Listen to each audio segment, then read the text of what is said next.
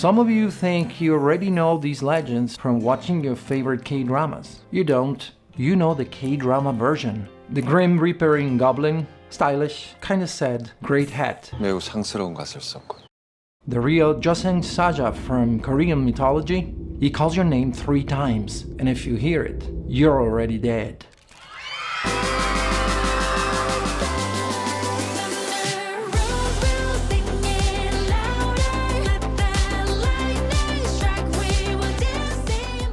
안녕하세요 여러분, 네 Frullani예요. Welcome to another video. K-dramas are beautiful, right? The cinematography, the leads who somehow always look like they never aged, the supernatural romances that make you question every relationship you've ever had. But underneath all that, there is a layer of a Korean mythology and folklore that is, well, let's say the original stories are a lot less romantic.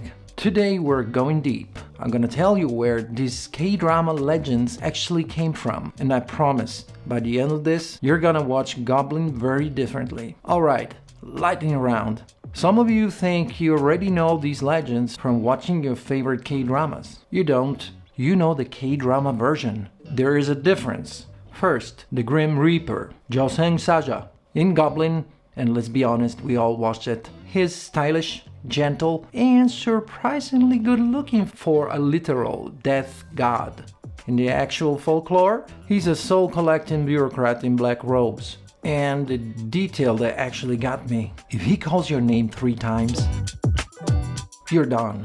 No dramatic monologue saves you. No contract loophole. You go. Second, the virgin ghost, Cheonyeok-wishin.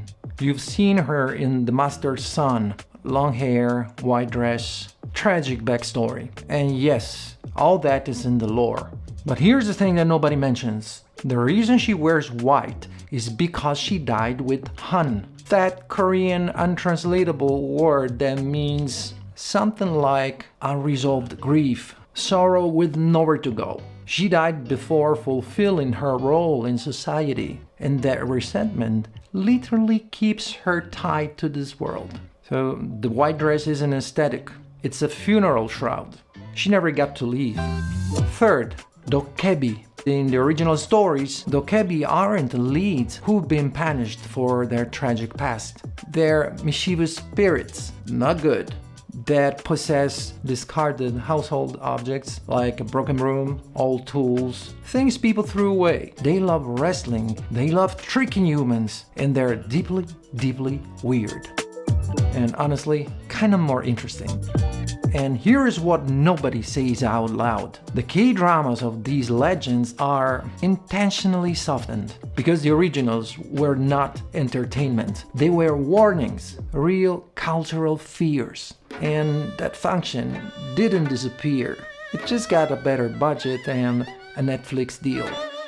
Now, the one I've been thinking about the most, the Gumiho, the nine-tailed fox. In No Tale to Tell, we get this beautiful story of a Gumiho losing her powers as a metaphor for sacrifice. Gorgeous storytelling. But in the original folklore, that's not what's happening at all. The original Gumiho wasn't misunderstood.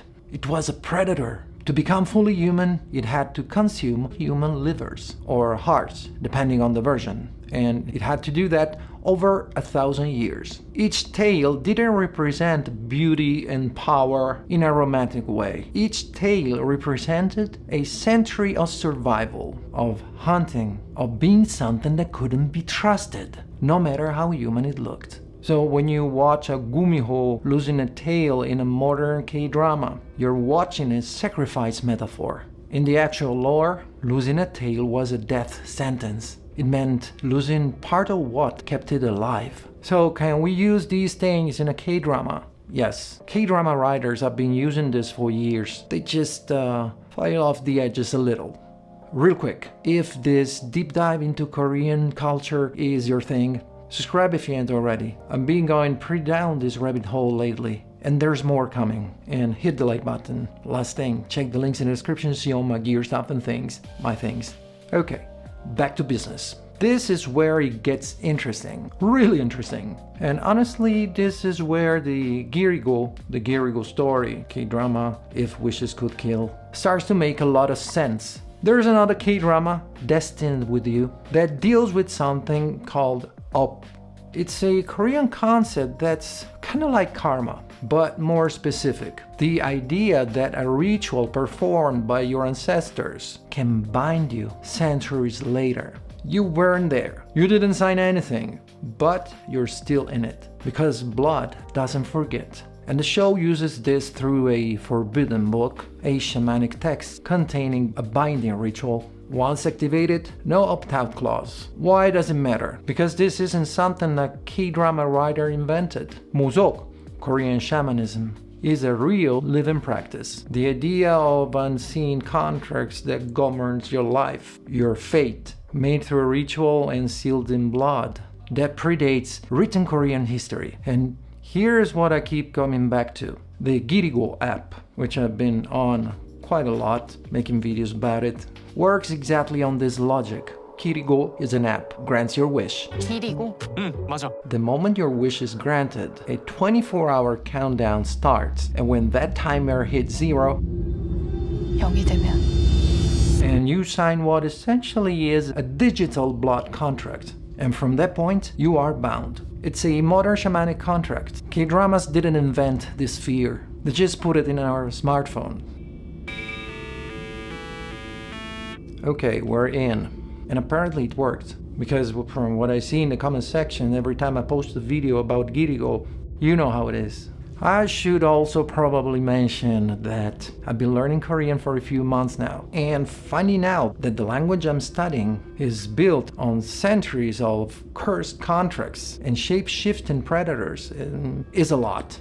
Nobody warned me about this part, but I kind of like it. What about you?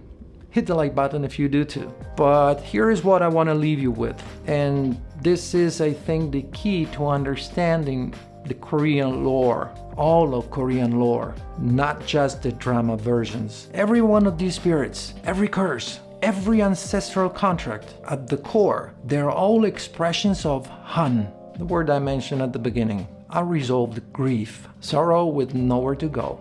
The kind of pain that doesn't dissolve when you die, it just changes form. The virgin ghost can't leave because her Han keeps her there. The Gumiho's 1,000 years of hunt is Han, the longing to be something you're not allowed to be. The ancestral curse of destined with you are Han passed through generations and looking for someone to finally resolve it. K-dramas understand this. That's why supernatural elements always come back to an emotional truth. The monsters are not really about monsters. They're about the things that humans carry and they can't put down, which is honestly the most beautiful things about Korean storytelling, and one of the reasons I keep coming back to it. Alright, I think I don't have anything else to say, and I really hope you enjoyed this video. If you did, smash the like button and leave a comment down below. What's the Korean legend that actually keeps you up at night? Let me know what you think about it. Krom. I'll see you guys in the next video. Oh yeah, 안녕.